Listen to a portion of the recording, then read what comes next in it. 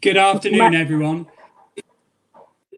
It's no exaggeration to say that the health of the UK economy depends on the outcome of rent negotiations between tenants and landlords over the coming weeks and months. A lot of tenants have seen their revenues drop to zero almost overnight and can't afford historic rent levels. Landlords need those payments to run their businesses and pay loan interest, which in turn keeps the banking system ticking over. Without compromise on rent negotiations, swathes of businesses, large and small, will go to the wall, and hundreds of thousands more jobs will be lost than we've already seen. It's a very, very tough problem, but compromise is possible, and so are solutions that allow everyone to share the pain and come out of this the other side. And that's what we're here to discuss today. Hopefully, we can give you some of the vital information you need to run your business at this very volatile time. I'm Mike Phillips, UK editor of Bisnow, and welcome to the first of Bisnow's new twice-weekly webinar series. Our mission here at Bisnow has always been to help connect and inform the real estate industry, and just because we can't put you in the same room anymore doesn't mean we're going to stop doing that. We're just going to be doing it digitally instead. It's fantastic to see hundreds of you join us for this event, and we hope that you keep on joining us through the coming weeks and months. For this first webinar, I'd like to say a huge thank you to our presenting partner, Lorenz Consultancy, for their help in putting this together. Not least because they've done so while absolutely in the thick of those negotiations and trying to find those solutions for landlords and tenants. And we're going to be hearing a lot more about this later. I'm joined by a fantastic trio of speakers today, one of whom we're still waiting to log in. Please bear with us while that. First of all, I've got Richard Russell, who's Head of Lease Advisory in the Professional Department at Lorenz Consultancy. Our advertised speaker, Tony Lorenz, unfortunately sends his apologies for being unable to attend. As I mentioned earlier, the company is deep in the middle of rent negotiations, and he had discussions he was unable to break away from today. But we're joined by his more than able deputy. Richard has more than 20 years experience in this arena, so a great resource to be able to tap. We've got David Buchler, chairman of Buchler Phillips, who has more than 35 years experience in the corporate recovery and restructuring field.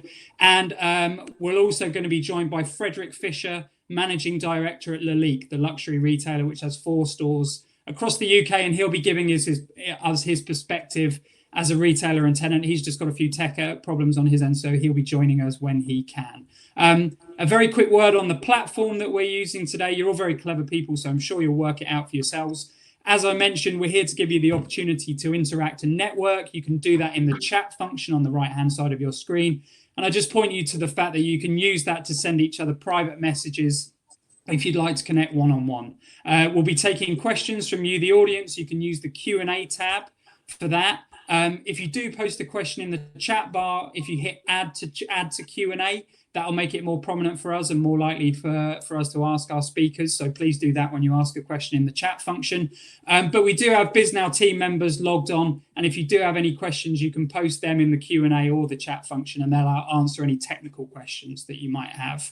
And we'll also be asking you some poll questions through the event to try and get your feedback and discussing the results for those. So do look out for those through the course of our discussion today. So on with our show. Richard, we've seen quarter day come and go. That's the day on which tenants obviously have to pay their rent quarterly in theory. Give us an overview, paint us a picture of the situation for those tenants, particularly in the hospitality, leisure, retail sector, how coronavirus has affected their business and how they're trying to manage their business through this scenario and how it's affected them. Clearly, revenues down, if not non-existent, given the government order to close. So, and in addition to that, many businesses were closed, especially bars, restaurants, nightclubs were closed prior to the government order by about a week, 2 weeks. They're receiving no revenue, but have to pay substantial outgoings. Clearly, they want to keep hold of key staff. Yes, there are options in place to do that through government subsidies and things, but they still have substantial outgoings. And yeah, it's a benefit that the government have put a moratorium in place that they don't have to pay their March quarter day rent, or the landlords don't can't take any action for them not paying the March quarter day's rent. But the issue is moving forward, because clearly they're closed at the moment, receiving no revenue. So what happens in June? Do they pay double rent? That's very unlikely, because they're not receiving the revenues as we speak today. So that has to be sorted out. And our role in negotiating with landlords and tenants, acting for either party, is to come to a compromise agreement where there is a full affordability on both parts. If the landlord, unfortunately, doesn't take some of the pain, then what we'll see is deserts within high streets, leisure locations, because all the tenants will start going into administration. We've seen early signs of that with Carluccio's, but that's just going to continue. And for landlords saying, okay, we'll just wait and see, that's difficult for tenants as well, because they need to financially plan ahead. And David will come in on that. But they need finances in place. They need to know what's going forward. Yes, it's uncertain times, but if they know there's a possibility of them paying double rent in June and they're not getting any revenue, and they're hardly breaking even anyway, they might just hit the wall. Okay, we'll come to David in a second on how he's seeing things, but just obviously there's been a lot of attention on the hospitality and leisure sectors, but obviously this is something that impacts the serviced office sector too. So just talk us through some of the issues facing those operators in this kind of environment. The service office, you're not getting anybody in there. They're all on short-term contracts, so they can break the tenants who are in there can break their leases or licenses. Licenses. So there's a reduced income on that, and arguably with the service office providers, it's more difficult, because the rating relief that the food and beverage leisure retailers have got, they've got 12-month rates holiday, doesn't apply to offices. So they've got the extra expense of paying rates and receiving no income. And as we've seen today, WeWork are trying to get 30% reductions across the board. Sure, and I think we've already seen IWG doing something similar. David, from your point of view, you've been a corporate recovery and resolution expert for 35 years. Are you yet seeing a big influx of companies coming to you, sort of looking for those restructuring and recovery services? And how would you sort of paint a picture of what businesses, SMEs, and larger are feeling at the moment? It's an incredibly difficult time. It's a difficult time for everyone involved in any form of business. And of course, it's very early days. 6 weeks ago, 7 weeks ago, we were still going to concerts and cinemas and theatres and had no concept of the problems that we were all about to face. So it's an incredibly difficult time. It's very early on in the time, because we're likely to go on for another month or two on this sort of basis, and it's difficult to know how this is all going to pan out. But everybody is in the same boat. Everybody is dealing with these problems, whether you're a landlord, whether you are a financier or a banker, whether you're a corporate, retail distributor, or whatever. We've all got a problem to try and deal with, and therefore everybody's in the same boat. Richard and his team, God bless him, are trying to informally ensure that everybody is working along the same lines and tries to find a deal that makes sense, both landlord and tenant.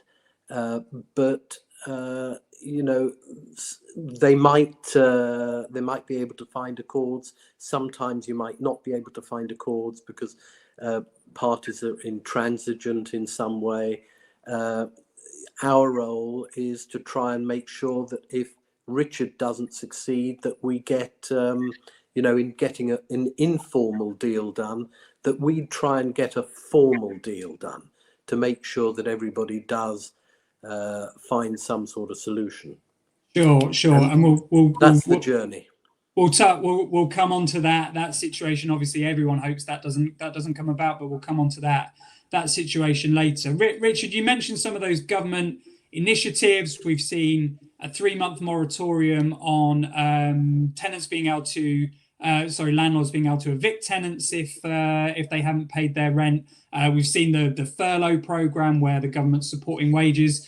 To what degree has that taken the pressure off of tenants and made these negotiations easier, or are things so difficult that those programs actually aren't really having much impact? What's the impact of those measures, do you think? Clearly, they'll have some positive impact, but we're in the days of nobody knows, and the issue is moving forward, and a lot of tenants are looking at their finances in the food and beverage and things to say, can we afford to move forward? When will get the revenue in? Even if they open, there might be distance issues. So I think was it in Italy they were saying when it comes open, reopens, there'll have to be so much distance between tables. So potentially the capacity of clubs, bars, restaurants will be half of what they are at the moment. They'll take half the chairs out and tables out. I've just seen on one of the chats that somebody said landlords can take action to recover rent. David, we've had experience with that, but our advice has been that yes, landlords can potentially threaten to take it, but the court system isn't working at the moment to the extent it was. So that's going to be backlogged, and it's going to be a very difficult process. That's why I said that it is very much it's a two-party situation where both sides have to try and find an accord that makes sense. Some landlords have already, like Grosvenor and a few others, have already offered 3 months rent-free, and at this stage, rates as well. You just have to, fill out the form, appeal against making any payment for rates, and then see what happens. There is a huge queue of companies doing exactly that to try and keep the cash flow going. The most important thing for any company is to hang on to whatever cash they've got left, so that they can try and survive the next few months and come out the other end, and then work out a plan with the company, its creditors, and whatever to keep alive beyond that. Sure. I'm just gonna ask our audience a few questions in our poll now, and then we'll wait for the results to come in, and then maybe touch on those in a few minutes' time. The first question we've got is a question about the kind of forbearance that landlords are showing to tenants, if at all. So that should be popping up on your screen. So if you can vote now, if you're a tenant or on a tenant advisory side, it'd be great to get a view of kind of what kind of forbearance, if any, landlords are putting in place. So if you could all sort of tap your screen or click now and vote. We'll let that run for another sort of 5-10 seconds maybe, just to get some responses in. People still voting, so I'll let that run for a few more seconds.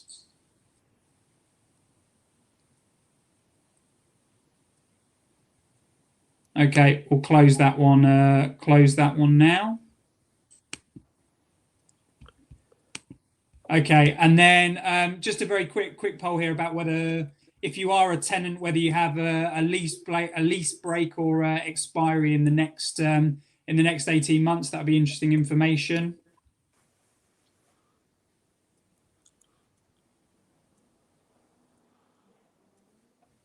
There we go. A few responses starting to pour in now.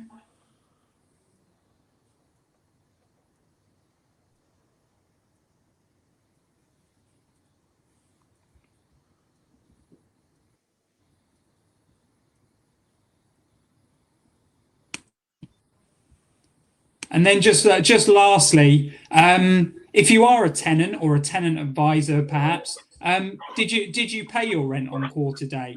We've seen some statistics on how much rent the likes of Into and Hammerson have collected on quarter day. So it'd be good to get a perspective as to whether you, as tenants, sort of paid your rent, just to take a view of where the market is. Important call, David.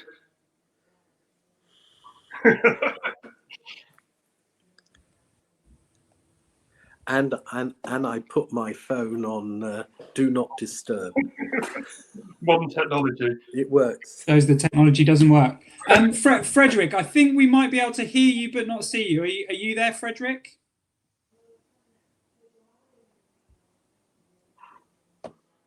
No, unfortunately, we're still waiting for Frederick to come and join us. Hopefully, we can get him on sooner rather than later.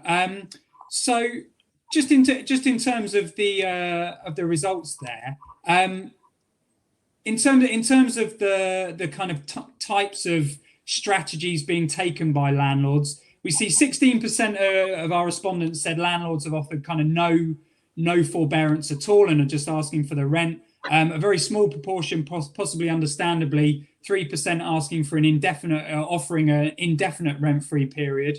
A quite small proportion offering a rent-free period of around 3 months, and then probably by far the largest, 2/3 they're offering a rent deferral. So Richard, I'd be interested to get your thoughts on that and get your thoughts on some of the strategies that when you're involved in those negotiations between tenant and landlord, some of the structures that you can sort of work with and put in place to help both sides work through this period. Yeah, I've just been looking at some of the comments and chats coming in. I think anything is possible. The landlord and tenants are in this together, clearly, in these bad times. And honesty and a good dialogue between both parties has to be a given. Because if it's a tenant wanting rent concessions and they're a multi-millionaire company or turnover, say one of the supermarket chains turned around to the landlords and said, we're not paying rent, clearly that's not going to have any effect whatsoever. They're doing extremely well. But the issue is if the landlord starts getting the premises back, the tenants have rating relief. If the landlords get these premises back, they don't. So they'll get the 3 months rating relief and then entry rates, and then moving forward they'll be due for full rate payable. So it clearly is a partnership working together. You've got to be completely open and honest with each other, both parties, and anything is possible. Rent payment, deferred rent, extending the lease, you name it, any possibility, anything to try and get these people through can be done by negotiation. That it's got to suit both parties. And we don't want to employ David. We want to keep David's fees as low as possible. But if it's not possible to do something, then a formal restructuring would have to take effect. And there are a number of tenants on the brink. Just today, they were saying, the British Business Federation saying that 62% of businesses don't have cash to run for 3 months. Everybody thinks that a tenant's making loads of money, and then they can afford the rent and everything else. But if you look, the revenue, say 1 to 2 months revenue of the bar, restaurant, club, is their annual profit. If they don't have that revenue for a month, 2 months, 3 months, or they get back and open and it's reduced significantly, there won't be any profit and they will be trading negatively. So we have to work together. Sure. And, in another result for one of our poll questions there, 66% of those people who said they are tenants did pay the rent, about 37%, 63%, and then 37% said no, they didn't. I mean, at an absolute basic level, would you advise tenants to pay their rent at this time?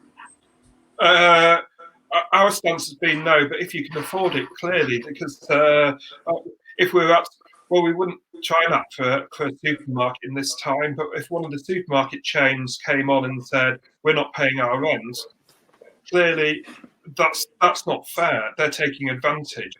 It has to be the tenants that are in need. And we will see, I think we'll, if if an agreement can't be reached at principle, we'll have a lot of tenants going to the wall, whether it's big, small. And yes, there are a lot of tenants out there, especially in the retail market, that are already on the brink, and this might just be the catalyst to send them over the edge. But there's a lot of very good businesses out there who pre-March were doing well, trading well, good profitability, and now they're struggling, if not becoming insolvent. And it's those businesses that we need to do. Think about it. If half the restaurants in London were to close, which is a possibility if agreements can't be reached, it will be a ghost town. And it will take years and years for that to come back. Yes, there might be some people who will cherry pick the best sites and things and be able to go forward. But we have got one of the best restaurant markets in the world in London. And that's the variety. It's the variety of people. And yes, it might take something out. Sure. We'll touch on some of those strategies in more detail, in terms of deferrals versus holidays, etc. Frederick, thank you very much for joining us. Really great to have you on. Can you hear me okay, Frederick? Perhaps not. We will perhaps come back to Frederick in a moment. Richard, in terms of some of those structures that we talked about, are you seeing any kind of preference amongst tenants, amongst landlords, in terms of the suitability of rent deferrals versus rent holidays? Because obviously, what I hear from a lot of tenants is, deferrals are great, but if what it means is the rent goes, becomes 50% higher over the following 3 months, then it's still unviable. So, how do you make kind of rent deferrals work in practice?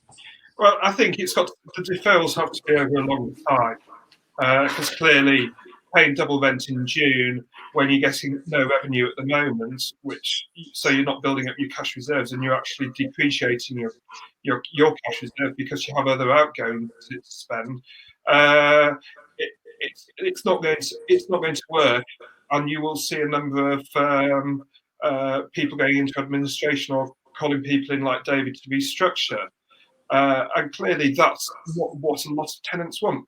The tenants want to make money. The tenants want to pay their rent. Yes, there are some cases where, and I know a lot of people saying that CVAs have been taken advantage of recently by some big tenants. But the majority of tenants out there want to pay rent, want to be in business. They don't want to be shut. They don't want this at all. Sure. They want to make profit.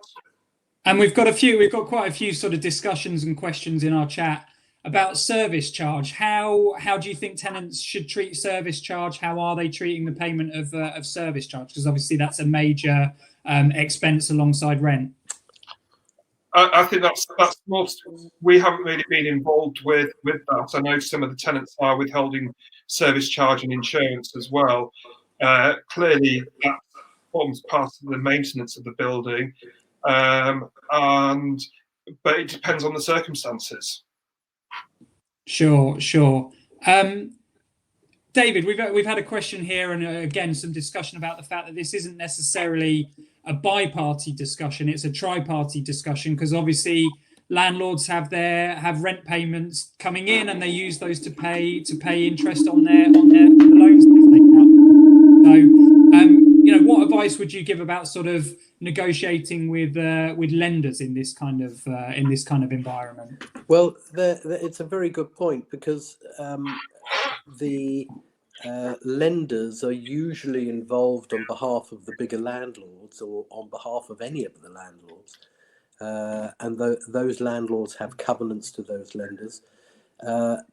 I think it's also incumbent upon the lenders not to to be generous to their landlords, to try and help them through this problem. And if they can help the landlords through the problem, then that will enable the landlords to help their tenants through the problem. Because at the end of the day, the landlord wants the tenant to survive, wants the tenant to pay its rent in the future, wants the tenant to be profitable. And therefore there is very much a tripartite balance between mortgagee, landlord and the tenant. And I think there'll be quite a lot of discussions between all three to enable deals to be made that actually make sense.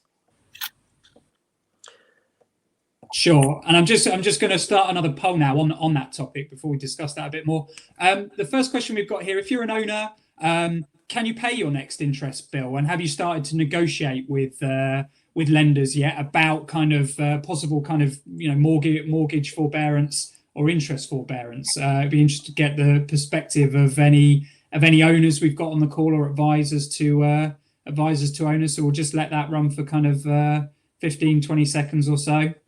Get some responses on that, and then have a chat about those afterwards.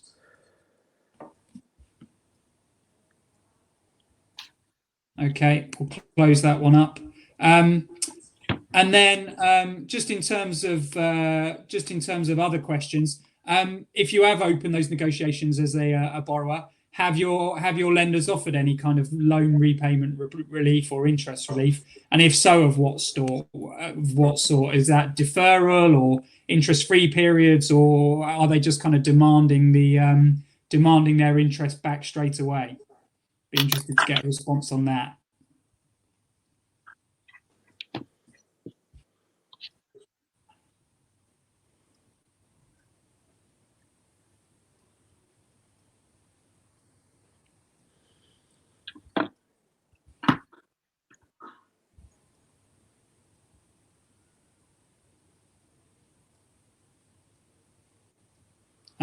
Okay. From the results there, Richard, a fairly big majority, around 2/3 of our respondents there, saying that their lender hasn't offered any kind of forbearance at all. They just want their interest paying. To what degree are you seeing pressure from lenders influencing the decision that landlords are taking? And any advice again for sort of how all three of those parties can start to kind of share that pain and kind of work towards a compromise between those three parties? We've been pretty much involved with the early stages of negotiation, so it's mainly with landlords and tenants. But a lot of landlords have been saying that they won't, their lenders won't, don't have any sympathy. They won't delay rent, interest payments, or full repayments. If that doesn't change, there's going to be an issue, because you're going to get a lot of properties back, and it's not going to do the market any good. There's several ways of doing it. The banks could possibly delay the interest and spread it over the rest of the term of over the borrowing period, or something like that. Everybody's in business together, and clearly, if one side is dramatically affected, it would be like a house of cards; it will all fall down. You just look at something like Into. They were already struggling prior to this. They've had less than a third of their rent come in, so clearly they're in negotiation with their bankers and lenders, and the solution has to be found. Sure. Obviously, it's not a situation anyone wants to be in, but there are those situations where a compromise can't be reached. So, what would you advise kind of tenants to do in that situation? We'll go to you, Richard, and then when things move on to David. Sure. When you have a situation where a landlord and tenant can't find a compromise, where the landlord is just sort of demanding repayment of rent in full, what's the game plan? What's the playbook in those situations? Well, at the end of the day, if we can't reach a negotiated settlement, that's basically the best one is where all parties are moderately dissatisfied, so everybody's sharing the pain. If we can't do that, we just have to wait to the tenant. If the tenant can't survive, then it's up to David to sort out. And unfortunately, that would be a sad state of affairs if landlords just turn around and go no. Then we just have to bring David in and for him to move forward.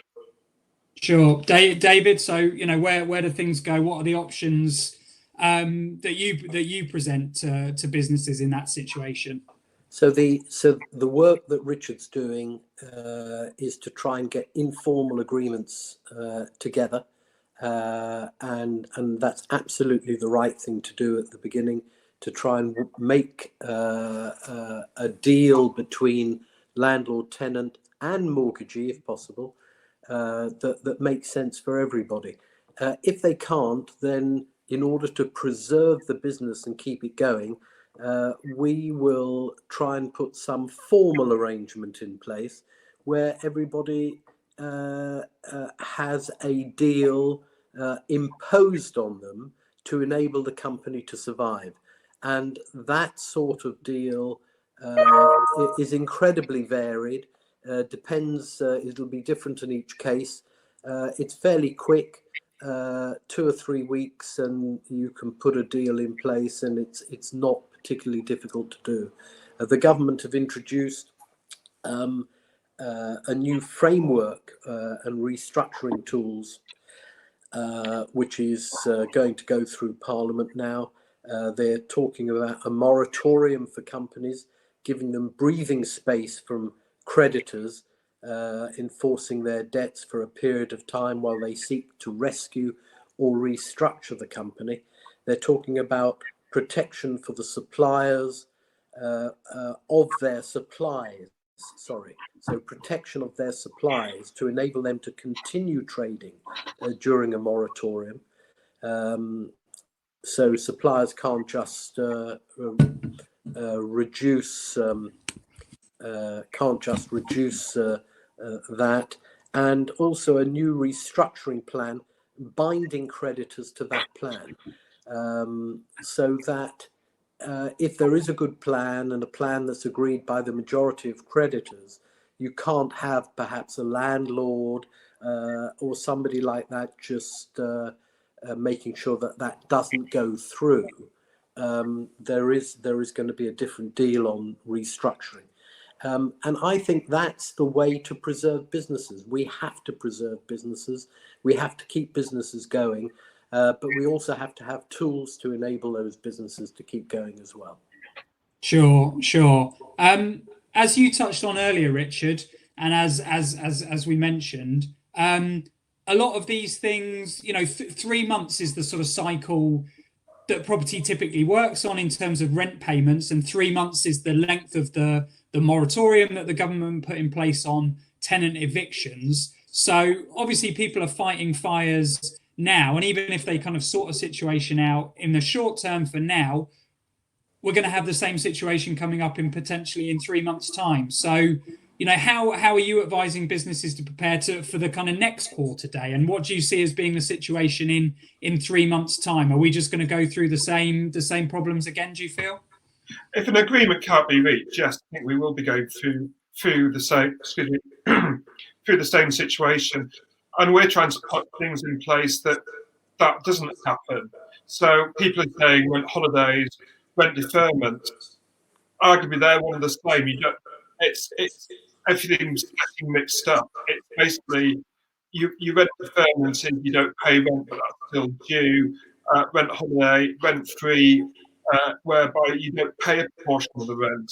So what might happen moving forward is that you don't pay the next quarter day's rent, the next 2 quarter days' rent, and then you repay half of that back over the next few months once you're up and trading. But again, it's transparency is the key. I think if a tenant is not profitable, then they will not be able to afford it and they'll go to the wall. If the tenant is sitting on hundreds of thousands of pounds in their bank and they've done extremely well, and the landlord asks for their accounts and it's clearly shown there, then I think the tenant is in a difficult position. But at the end of the day, that happens with everything. People try to take advantage, but we're here to help those who can afford it, who want to run a business, want to get the doors open as soon as they can and to be up and trading. But whatever happens, we don't know how long this is going to go on for, but it's going to be a long slog back. But things will get back to normal. There'll be, when this is over and people can go out, people will be partying because they're so bored of being in their own house. So takings will go up. It will get back to normal at some point. London is slightly different because of the tourist trade. So much of their business is tourists. When will that come back? We don't know. There might be travel restrictions. It might flare back up in the autumn, winter next year. That is the issue. Sure. Can I add something, Mike, as well? Just as a practicality, for any landlord wanting to take back possession or try and recover a debt, the courts are not really working at the moment.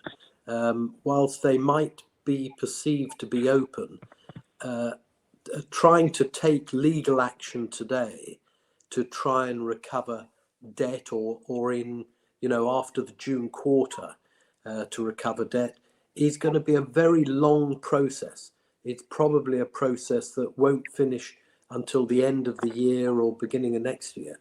So it's a much better proposition, as Richard said, to try and find the right accord, or as I've said, to have an accord imposed on everybody so that everybody can then get on with their lives once this is all over. Sure. Richard, one question that's come in from our audience, which is an interesting point. Service providers, I'm presuming by that people mean kind of facilities managers and property managers. To what extent do they need to be part of this conversation? Because obviously they're, part of the oil that lubricates the machine of commercial property and keeps it functioning. So, and if they go under, obviously there's, fewer people around to manage properties. To what extent are they part of these conversations, do you feel? They've got to be involved in some aspects, and that goes back to the service charge. Clearly, the landlord who's running a building has to keep running that building, even if there are very few people in it. If there are a few key workers in there, they still got to run the air conditioning and things like that. And those service providers will have to do that. Other service providers, I know one company that's heavily involved with the IT of the leisure industry. Their business has been decimated because all the leisure industry have just cut down all their outgoings that they possibly can. So it's not just property tenants. You imagine how much money tenants generate business, how much money they spend on other businesses. And we also have to look on the providers as well, people who actually provide the services. It just filters through the whole economy. So you've got a friend of mine runs an abattoir up in Sheffield, and they basically had nothing overnight because they were wholesalers. They didn't go to the supermarkets. So that is another aspect. So this is filtering through, and we have to grease all the cogs within the whole economy. Otherwise, when we come out of this, there'll be mass unemployment, and people won't be able to spend, and it will take that much longer for the economy to get out of it. Thank you so much, Richard. It's time to wrap up now. I think the point that you made earlier, David, perhaps sums it up. The fact that everyone is in the same situation perhaps means everyone does need to work towards finding those compromises, because without them, the prospects are sort of too dire to really contemplate. Thank you so much for your insight, gentlemen. Hopefully our audience took away some really useful and actionable information for how to manage some of these negotiations in this very, very difficult time. Thank you so much to everyone for joining us. As I mentioned earlier, these are twice weekly webinars that we're going to be running on a host of topics. Our next one is next Tuesday on the industrial market, which obviously offers an opportunity in these times, because it does seem somewhat more resilient than a lot of other commercial property sectors. So that's next Tuesday at 1 o'clock. Do please come and register and join us for that. But for our first webinar, thank you very much all for joining us, and have a good rest of your day and stay healthy and well. Thank you, Mike. Thank you. Bye-bye.